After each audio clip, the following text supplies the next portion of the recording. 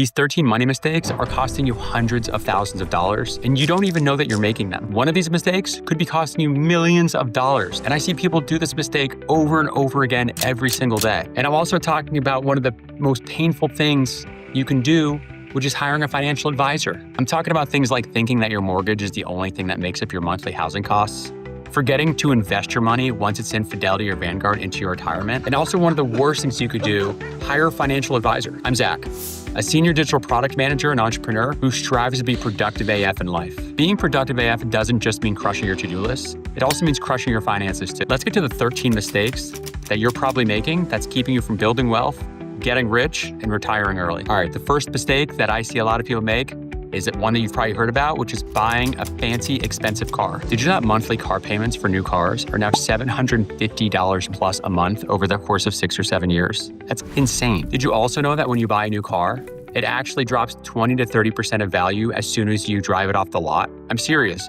So if you buy a $50,000 car, as soon as you drive it off the lot, it's worth $40,000. You lose $10,000 from buying a new car. First of all, never buy a new car, no matter what it is. It's something I talk about in my other videos. Just don't do it. Don't buy new, please. That car that you buy for $40,000, $45,000, or $50,000 can actually cost you almost $300,000 if you look at it in a certain lens. Let's say that you buy a $45,000 SUV at 7% interest for 5 years, which is around $900 a month. Instead of buying that, if you bought a reliable used car, let's say for $15,000, and you took the $30,000 difference, if you invested that $30,000 at 8% growth over 30 years, do you know how much you would have? You would have almost $300,000 by your late 50s. It's not even not buying a car. You need a car. But instead of a very expensive new car, such as a $45,000 SUV, if you bought a $15,000 car that works for you, gets you from A to B, and is not a piece of crap, that $30,000 could be upwards to $300,000 in 30 years. It's one of the biggest financial mistakes people make, which is overextending and buying fancy cars when they still have money to invest. The second financial mistake that you're probably making is buying too much house. Buying too much house means you're something called house poor. That means that all of your money is going into your mortgage and all of the housing costs that you didn't realize were part of house ownership, and you don't have any money for anything else, such as saving, retirement, entertainment, travel, anything that happens, such as a broken car. It's being called house poor. First of all, just because you're approved for a certain mortgage doesn't mean you can afford it. And there's a big reason why. When you pay rent is the most you're going to pay for your housing, right? If anything breaks, you need to repair anything, it's all covered by whoever owns that. So rent is the maximum. The mortgage is the minimum. The mortgage is not the only piece of what you pay for your monthly housing costs. So not just the mortgage, property taxes, HOA, PMI if you don't have over 20% equity, maintenance, things that break, things that you're gonna upgrade, all of those things tack onto your mortgage payment. So just because you're approved and you can pay, $2,000 for a mortgage isn't that bad, I would increase it by almost 50%. And there are other calculators out there that can help you do this, but your mortgage is not your housing payment.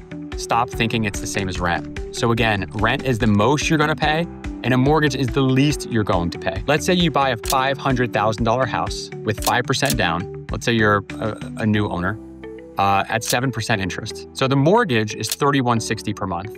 Okay, semi-affordable, you can do that. You're feeling good.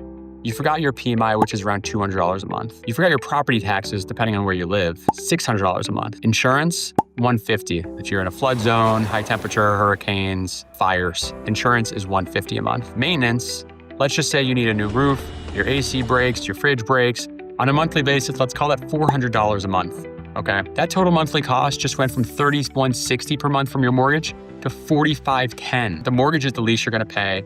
Make sure you're including all of the other things that you know comes with house ownership to make sure you can afford it. And please don't become house poor. When you become house poor, your life becomes so much of a struggle and it's really, really difficult to get by and excel with building your wealth. The third financial mistake you could be making is not taking advantage of 401k matching. 401k matching is when your employer matches a certain amount of money towards your retirement that they deem to help you save for retirement. This is free money, okay? I hope you know this already. This is the greatest thing you could do. I know you want to pay off your debt, you want to pay for your student loans, your credit cards. There is nothing on this planet that will get you 100% return unless you know the future like Biff from Back to the Future, okay, with the Sports Almanac. If your employer gives you 401k matching, take advantage of the entirety of it, no matter what, unless you're about to be on the street. That's different. If you're about to be homeless, okay, maybe cut it back. Outside of that, you're always taking advantage of it. It is not just 100% free money, but then it's invested on top of that towards your retirement. Did you know that missing $100 a month match for 30 years is over $100,000 lost of free money? Free money, okay? Even if you're paying off debt, always get the match first. If your employer gives you a match, always take the match to maximum capacity. And then anything after that, you can figure out what to do with your money. The fourth mistake that we see is not investing early and often. Time in the market is better than timing the market. And what this means is that nobody can predict the market. Nobody. If anybody tells you they can, they're completely wrong. Okay, again, going back to Biff from the Sports Almanac, that's the only way you know that, is if you literally can tell the future. Okay, so timing the market means that you're investing early and often, and the most benefit you're gonna get is from compounding interest. Don't worry so much about what to invest in.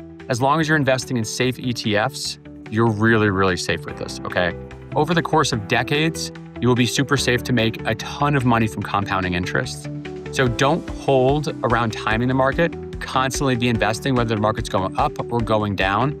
Long-term average, it's called cost of dollar averaging, will help you get compounding interest and build extraordinary wealth. Did you know that if you invest $200 a month at age 25, it can grow to $500,000 to $1 million a year depending on your interest rate by retirement. But if you just wait 10 years, okay, if you start at 35 instead of 25, you'll end up with half that amount. So the difference of 10 years over the course of your life means you'd end up with half. Starting as early as possible is the most important thing on your investing journey. And it's one of the biggest mistakes I see people make, which is I will wait until I make more money to start investing. Invest as soon as you can. The fifth financial mistake I see is that a lot of people will put money into their Fidelity or Vanguard account, and then they never invest it. So I really believe in automation, and you want to automate money going into Vanguard or Fidelity. But then you have to go in and you actually have to invest it. You have to buy the ETF. If you don't, it will just sit there in cash, not making any interest. If it's not invested or allocated to ETFs or any assets, you will make nothing from it. In fact, because of inflation, the value of that will lose money. So again, you have to make sure that when you put money into Vanguard, Fidelity, or wherever your brokerage is, you have to go in and make sure that you're buying ETFs with that. You can do something with it, make sure it's all invested into assets. It happens all the time. Somebody will say, hey, I have $100,000 in my Vanguard, only to realize they haven't been generating any interest because it's not invested in anything. So don't forget to do this step. It's so simple, but it's so critical that a lot of people make mistakes. The sixth thing, and I think it's one of the biggest mistakes people make, is hiring a financial advisor. So I know you're thinking, Zach, I don't know anything about personal finance. My finances are complex. There are taxes. I don't know what ETFs to buy. They know more than me. Stop. You do not need a financial advisor. The majority of people don't need one, okay? Unless you have really, really complex businesses, or you have a large inheritance like millions of dollars that you have to diversify, you can do this yourself. And then you're gonna say, Zach, I don't wanna do this myself. I don't wanna learn about personal finance, though if you did want to, you probably wouldn't be watching this video. If that's the case, you can hire a financial advisor, but make sure two things. The first question you have to ask them is, one, if they're a fiduciary. This means they have to act with your best interest. So they have to act not for them to make the most money, but for you to make the most money legally. The second question is how they're paid. If they're paid by assets under management, say no. Never do it. There's no circumstance where you ever have to do it. Instead, what you need to do is pay for a financial advisor by the hour. It's kind of like lawyers, very expensive per hour, but worth it. A great example of how expensive assets under management is, just a 1% assets under management fee. Okay, 1%. You're saying 1% is so small. On a $500,000 portfolio over 30 years is $200,000 in fees. Now let's pretend that you're doing great in building wealth, and now you have a $5 million portfolio. That's $2 million in fees. For 1%, 1% assets under management costs $2 million in fees. Don't do it. You know what happens when you pay hourly? That's all. You pay hourly. You get the same advice. Okay, you pay them as much or as little as you want when you have questions, and they make the hourly rate and you keep everything. So don't fall for the 1% thing. It is critical not to do that. If you have to hire a financial advisor, go for it, but please make sure it's hourly. There's a ton of websites out there and companies that do hourly. Never do assets under management, ever, ever, ever. The seventh biggest financial mistake, you know this, but I'm gonna repeat it, credit card debt. Credit card debt can be over 20% interest, maybe even upwards to 30%. And that is insane. People generally overspend, and that's how you get into credit card debt. It could happen really, really quickly and very, very hard to get out of. Here's another example for you. Let's say you have a $6,000 balance at 21% interest. Okay, $6,000 it's credit card debt, but it's not, tens of thousands. I don't want to say it's normal, but it's not that crazy. Your minimum payment is $120 a month. You know how long it's going to take you to pay that off? Over 20 years. The total interest is $9,000 on that. So your $6,000 that took you forever to pay off was really $15,000. That is so much extra money that you just spent for your credit card debt. So do everything you can to make sure your credit card debt is down. It's the number one thing you should do outside of getting your 401k match. So you get your 401k match, and then you immediately try to pay off your credit card debt as fast as possible, even over investing. Think about it like this.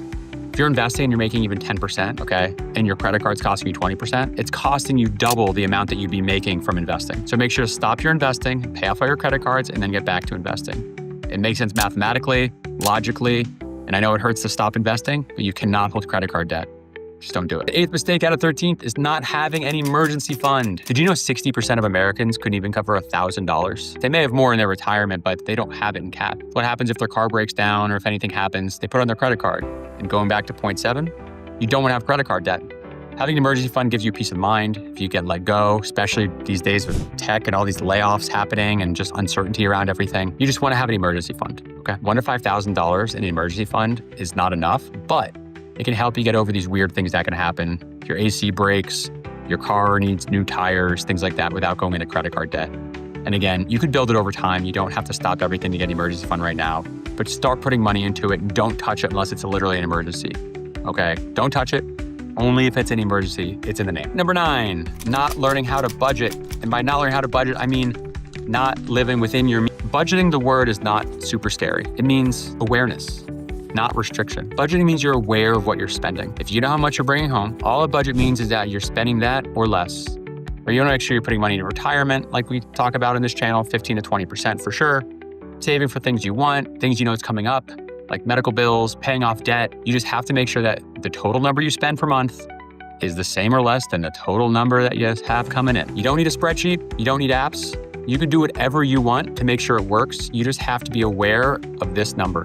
That's it. You can do it on paper, apps, Excel, talking to your spouse. You can do it in so many different ways, and it doesn't matter. You don't have to have a whole system. You don't have to be super detailed or vague. Whatever works for you is the most important. You just have to make sure that whatever you're bringing home, it just has to be in here. Not up here, in here, okay? Spend less than what you bring home. All right, flying by. Number 10, lifestyle inflation. When you get a raise, what do? You say, well, I got a $300 raise. I have $300 more to spend. No, okay. You'll never build wealth that way. What you want is to take a portion of that and continue to invest that while also enjoying some of it. You typically think you can afford more because you have more, which by definition is true. That's not the best way to build wealth, and it can get out of hand really, really quickly. Lifestyle inflation also has to do with keeping up with the Joneses, right?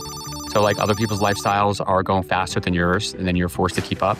So it's not just about you getting raises and putting all of that money into a new car. It's about comparing yourself to others as well. One of the tricks I have with this is when you lock in your savings and retirement rates by percentages. So if you're investing 20% and you get a $1,000 raise, I'm doing that just for this example, $200 of that $1,000 goes into retirement, and your $800 now goes to you for spending whatever you want. So you can increase your lifestyle. You have to make sure that you have percentages in mind of how much you want to spend on housing and retirement and your cars, and make sure they don't get out of whack. So again, just make sure your lifestyle is inflating faster than your raises. You don't want to expect a raise if you don't have it already.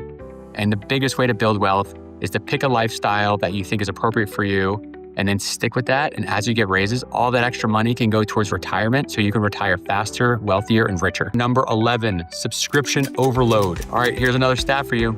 The average American spends $219 a month on subscriptions, and they underestimate it by nearly 3 times. So that means you probably spending $220 a month. But if I were to ask you how much you're spending, you'd be like, I don't know, $70? No, you're off by 3. That's on average. It may not be you, but that's on average. That's crazy. I know myself, I do spend hundreds of dollars on subscriptions, but I know where they're going, right? I look at them monthly. I know where they're going if I'm not using it, such as Duolingo for French that I'm trying to learn, but not really using it so much because I make excuses. That's going to be canceled, right? I do it all the time. Just make sure you know what subscriptions that you're paying for and be realistic on if you're using them, how much value they add, and if you should cancel them. So the 12th financial mistake is not being on the same page with your partner regarding your finances. Money fights are the top cause of divorce. The majority of divorce happens because they're financial related. Don't let finances get in the way of your relationship. In fact, it should be an amazing thing that you work with your partner on. If one of you is a spender and one of you is a saver and you don't communicate, your relationship is not going to go well. You're going to hold resentment over each other. Why don't you want to spend money? Why are you being so frugal? And the other's going, what do you mean? Why are you spending so much money on that? Why can't you be more frugal? And then you don't align on things. One person buys some other things, one person doesn't buy anything, and you're just not on the same page, and you're not working together towards that common goal. It's really, really important to be on the same page with your partner. What I would recommend is to do what I do, which is I check in with my wife. If I'm gonna recommend anything to you, is make regularly scheduled dates, right? You gotta make them fun. You can have wine, you can hang out, where you're talking about finances. I do twice a month with my wife, one in the middle of the month, one at the end of the month. Bills come in at different times, rent. We talk about the transactions that we've done. We talk about if we're overspending here, what we need to save here, how we're doing. We make sure we're on the same page. It's just really, really important to talk about that. They don't take that long, maybe like an hour every 2 weeks. That's not really a big deal to get on the same page. And making sure that we're moving forward together as a couple financially. Again, it's super, super important. Just be on the same page. And look, if you're in a relationship where one person wants nothing to do with the finances, they literally say, I don't want anything to do with this. I trust you. That's great. But they should still be aware of what you're planning and what your thoughts are in terms of how to manage the money. Also, what happens if you die, right? If you die and your partner doesn't know anything about your finances, what you're investing in, what your plan is, how to do this, how to do that, they have no idea. So make sure that they're involved at least to know what you're doing and how you're doing it, and keep communicating with that person. The last financial mistake that you could be making is not having a prenup with your spouse. So this is super, super controversial. Not everybody has a prenup. I do. Me and my wife spent hours and hours talking about a prenup, and it's not because I'm rich or anything. I think they're just super, super important, and I'll tell you a few reasons why. First of all, if you have any sort of assets, inheritance coming, or huge debt, you should have one. Because again, you're bringing those into your marital relationship, okay? But if that splits, let's say you get married, you love each other, and in 3 months you're done, then everything's split. That's not really fair to anybody, in my opinion. Now, it doesn't mean that nothing is that person's, nothing is that person's. You can define what you think is fair. And this is where the communication with your partner comes in. So you talk with your partner and say, you talk about these weird theoreticals. What if I don't love you in 3 months? What if we get a divorce in 20 years? What if you cheat on me? What if I die? All of these things are weird conversations to have with your partner, but they're incredibly important because you want to deal with them now, not when emotions have struck or things have already happened. Shut your eyes right now and imagine your spouse cheating on you. How would you feel? Horribly upset. And those emotions are so high that you don't want that to take any effect on what happens next with your assets, your inheritance, your debt, their debt.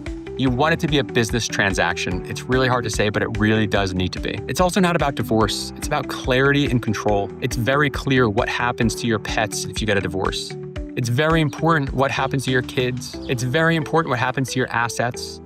Making sure somebody that took care of your kids for 6 years and didn't work has something, if something happens to your relationship and they're left with nothing as they sacrifice to raise children. There's so many things that make this so important and provide a safety net, okay, for your spouse, that it's so, so important to get a prenup. A lot of my friends and family don't have them. And again, bringing it up is really sore because we're gonna be together forever. We're getting married, right? Yeah, but you don't know what's gonna happen in the future unless you're Biff from Back to the Future. So get a prenup. It could be basic. You can even use a website called Hello Prenup. I think it was like $600, which is very expensive, but way cheaper than a lawyer. They don't have to be that expensive and they walk you through the process. I think they were on Shark Tank. It was really, really cool experience. Also, states have weird laws around divorce. So if you get a divorce in Florida, it's very different than Illinois or California or Texas. So if you move to a couple places, everything's wildly different. But when you have a prenup, it supersedes that, right? If you have a prenup, that comes first, then state laws. You don't want to depend on weird state laws if you move to another state because of a job. So it's even more clear if you get it done in the way that you want it to be done with your spouse to make it fair. The last thing is a prenup is a business document, not a breakup forecast.